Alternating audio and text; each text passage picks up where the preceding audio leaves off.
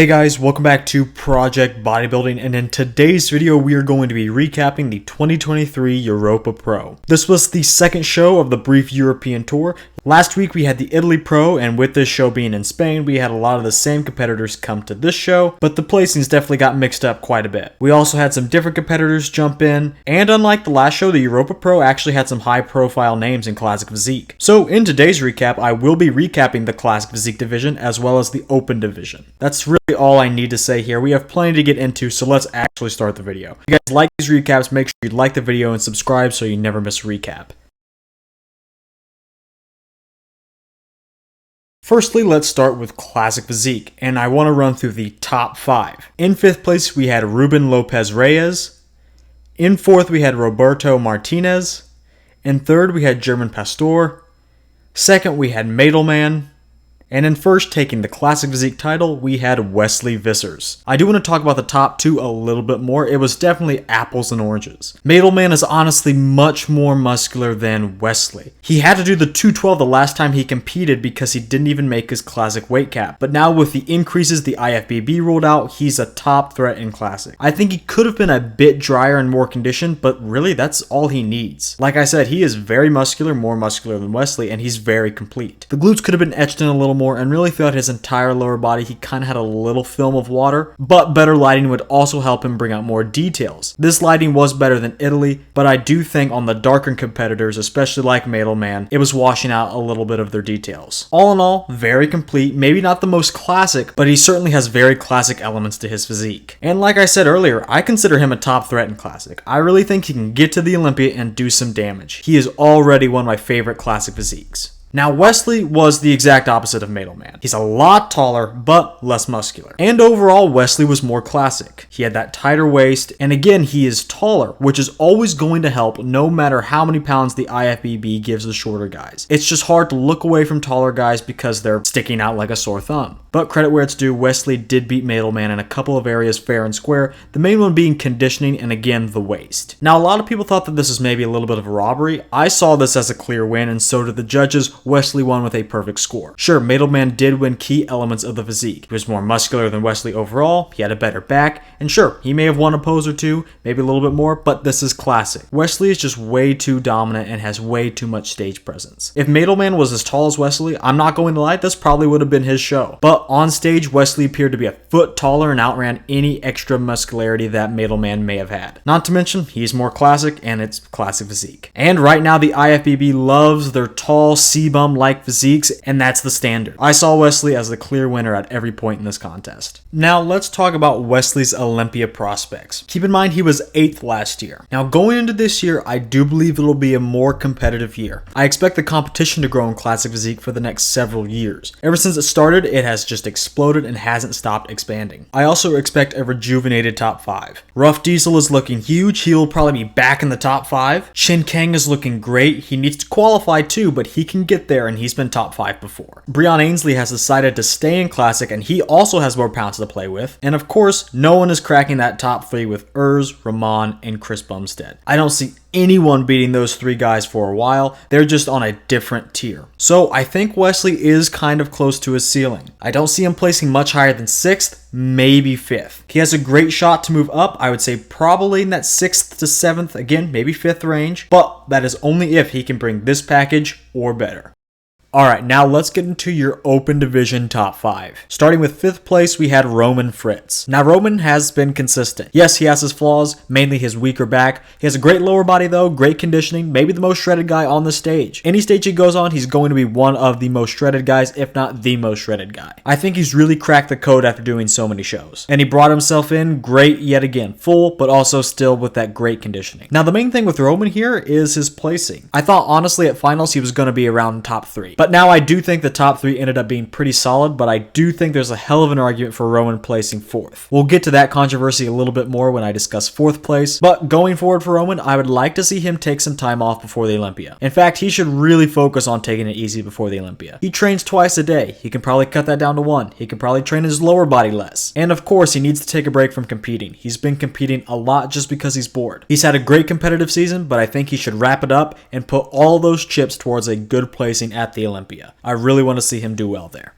And in 4th place, we had Theo Laguerre. Theo should definitely be happy with this placing. Last week in Italy, he was 6th, and he just beat an Olympia qualified competitor in Roman Fritz. Now, as to why I think he could have placed 5th, there are a couple reasons. The main one is he was a little bit soft, especially in the lower body, and the midsection seemed a little bit watery. Now, he did have more balance and upper body mass than Roman for sure. Roman's legs are just a tad overpowering. Now, it does come down to preference and what you reward more. If you like conditioning more, Roman should have placed 4th. But if you think mass is king, and I do think the IFBB has been going that way a little bit, along as the guys are close enough in conditioning and shape-wise, in that case, Theo deserved 4th place. Either way, this was definitely a great placing for Theo. Coming in the 3rd place spot, we had Tim Budesheim. This was a great placing, a phenomenal placing. He placed 7th last weekend in Italy, and he leapfrogged a lot of the same competitors and placings. Again, he also beat an Olympia qualified competitor by beating Roman Fritz, and honestly, this was probably the best Tim could have done. I don't think it was going to be very possible for him to beat Nathan or Regan, so 3rd place was just about his ceiling. Now, in terms of his physique, he brought some nasty elements in his physique. He looked gnarly. He had the paper-thin skin, granite look, and he had some thick, dense muscle. He was kind of reminiscent of a smaller Branch Warren type of physique. Overall, the only 2 things he should work on are his back and then maybe a couple of his poses. After that, though, he is set and he can easily continue to move up the upper tiers of the IFBB. And in the runner-up spot, we had, surprisingly, Nathan Diasha. This is obviously where we get into some really controversial placings. Personally, I had Nathan winning at every point in this show at prejudging and in finals. And in the poll I put on my YouTube, we're about split 50-50 as to who we think should have won. Now, in terms of Nathan's physique, it was basically the same as last week, but now he had better lighting to work with. Regan wasn't the same as in Italy, and we'll get to that, but Nathan was at minimum the same, if not better, at Europa. He still had that great, round, 3D, bubbly effect that he always does, and some great conditioning. Definitely more conditioned than Regan at this show. So my entire thought process is, if Nathan was the same, and that package beat Regan last week at the Flex Pro, with a perfect score mind you, why couldn't he do the same this week? Here's a little bit on what Nathan had to say on his Instagram story. Well guys, my fucking battery died, so I couldn't get back to no one, and the fucking 3G over here, the 5G is absolutely bogus. By now everyone's seen the result, everyone's seen my face. You know when someone shouldn't beat you, but they do, you can't respect that. You just can't respect it. And it is what it is. I'm not going to moan about it, moan about the judges, but it is what it is. Did he deserve to win? He's my teammate, he's a good lad. But in my eyes, no. He just never. It was, you know, it was fucking out there. It was fucking night and day like last week. He got 10% better than last week. I was 20% better than last week. It was night and day in my eyes. You know, I'm going to cry spilled salt. We come back again for France. And you know, you can knock me down, but I keep getting back up. I keep coming at you, We're getting our 11th. Congratulations to Regan for getting the win. That's how people win, but...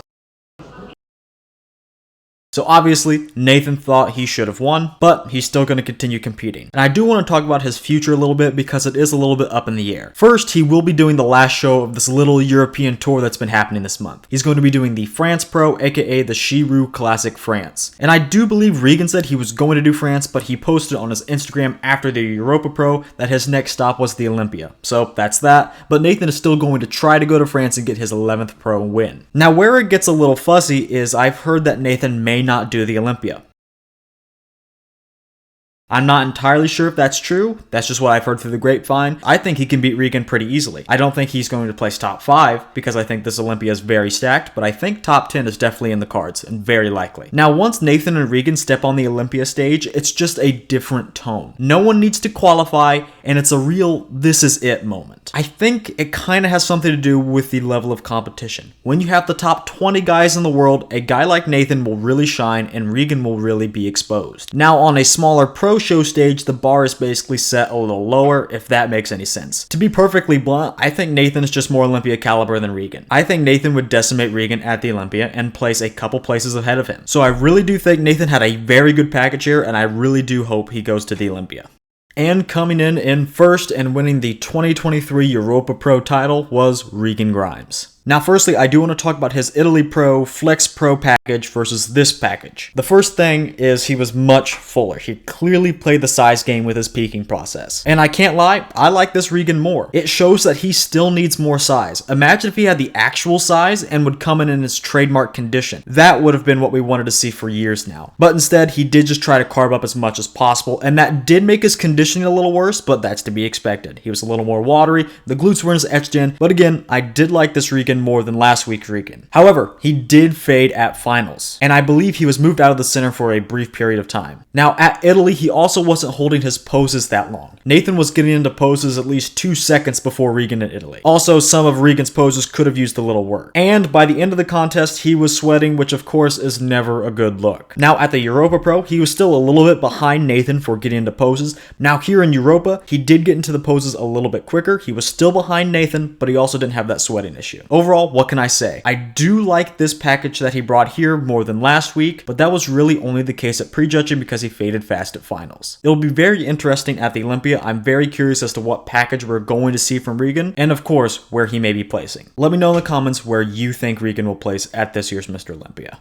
Now, I'm sure you guys are expecting me to talk a little bit more about the controversial decision and maybe go through the poses and give you a little bit more of my thoughts. And I definitely will do that. However, I do think this top 2 is controversial enough to make a full in-depth video on the subject. So I will be dropping a full pose-by-pose recap in a day or two, so keep your eyes out for that. But as for the actual recap, I'm going to end it here. Overall, I thought this show was just as good as the Flex Pro, and with the added names in Classic Physique, I actually prefer the Europa Pro. And this show did have better lighting. Everyone brought good packages here, and yet again, we got a pretty good and definitely a very competitive top 5. Now, this will not be the last show in the European tour, however. In less than 2 weeks, we're going to wrap this little stint up in Europe with the Chiru Classic France, and before we know it, it's going to be time for the 2023 Mr. Olympia. I would like to extend a congratulations to everyone at the show, and an even bigger congrats to the division winners. That's going to do it for me for this part of the recap. If you guys don't want to miss that comparison against Nathan and Regan at the show, make sure you subscribe and turn on notifications. That way you'll immediately be notified when I upload that video and videos in the future. If you guys like this video, go ahead and hit the like button too. It's what it's for. And leave me a comment including your thoughts on the show. With that, I want to thank you guys for watching, and I'll see you guys in the next video.